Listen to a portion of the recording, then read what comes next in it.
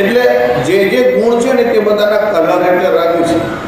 સત્વ ગુણનો રંગ એકદમ શ્વેત એટલે સફેદ છે. જે રજો ગુણ છે ને એનો રંગ લાલ છે, અને જે તમો ગુણ છે ને એનો રંગ કાળો છે. એટલે જે માણસ ખોટું કામ કરે ને તેનું મોઢું પડી જાય, એના ચહેરો સહેજ કાળો પડે. સત્વ ગુણનું કામ કરો તો તમારા ચહેરા ઉપર લાઈટ આવે. ક્રોધ આવે ત્યારે તમારો ચહેરો લાલ લાલ થાય છે. રજો ગુણનો રંગ લાલ છે. પણ ભગવાન શંકર તો ત્રણેય ગુણોથી અતીત છે. પણ જ્યારે કૃપા કરવા આવે છે ને ત્યારે સગુણ સાકાર થઈને આવે ત્યારે એમનો વર્ણ કેવો હોય છે? એકદમ ધવલ, એકદમ સફેદ. કેવો? જેના કરતાં વધારે વ્હાઇટનેસ કશામાં હોય જ નહીં.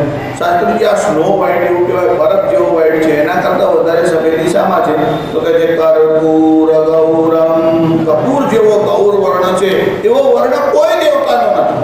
દુનિયામાં જેટલા પણ દેવતાઓ આવે એમાં કોઈને કોઈ હેતુથી આવે, અને જ્યારે દેવતા આવે ત્યારે કોઈને કોઈ ગુણ જોડે સંકળાયેલા હોય અને આવશ્યક હોય તેવો ગુણ ધારણ કરે છે.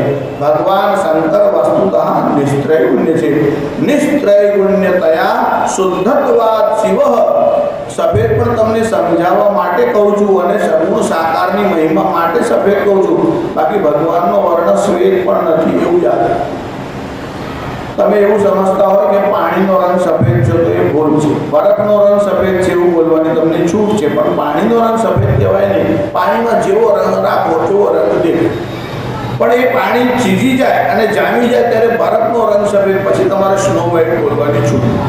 ત્યારે પાણી જ્યારે જામી જાય ત્યારે એનો રંગ સફેદ થાય છે. એટલે પાણીનો આકાર હોતો નથી.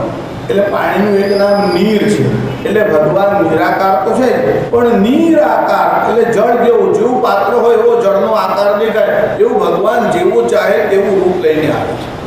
ત્યારે ભગવાન જ્યાં સુધી નિરાકાર છે ત્યાં સુધી ત્રણેય ગુણોથી રહિત છે, અને જ્યારે સગુણ સાકાર થઈને આવે ત્યારે એકદમ ભક્તો પર કૃપા કરવાને માટે આવે ત્યારે કર્પૂર જેવો ગૌર વર્ણ